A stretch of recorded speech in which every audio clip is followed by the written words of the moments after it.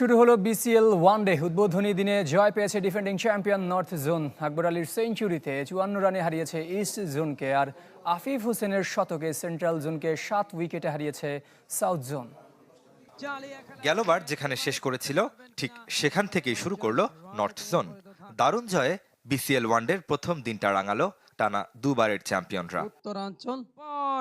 লিটন, তাওহিদ হৃদয়দের মতো জাতীয় তারকাদের ছাপিয়ে যেখানে হিরো আকবর আলী। লিস্টে ক্রিকেটে পেয়েছেন প্রথম সেঞ্চুরির দেখা।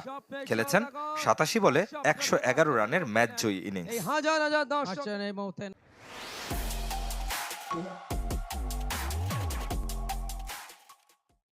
তানজিদ তামিম, নাজমুল শান্তরাও কম যাননি।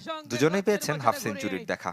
আর তাতেই বগুড়ার শহীদ চান্দু স্টেডিয়ামে ইস্ট জোনের বিপক্ষে 335 রানের পাহাড়ে ওঠে নর্থ। 4 উইকেট নেন খালেদ আহমেদ।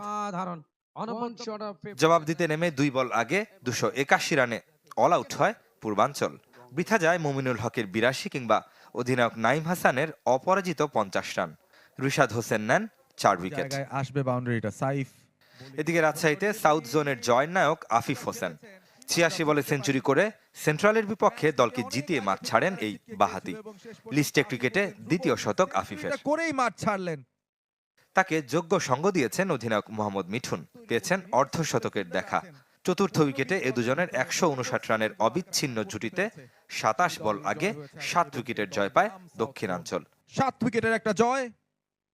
এর আগে নাইম শেখ, মাহফিজুল ইসলাম, মাহিদুল অঙ্কনদের অর্ধশতকে 7 উইকেটে 264 রান তুলে মধ্যাঞ্চল, যা জয়ের জন্য যথেষ্ট ছিল না। মোহাম্মদ নাইম শেখ। রিদওয়ান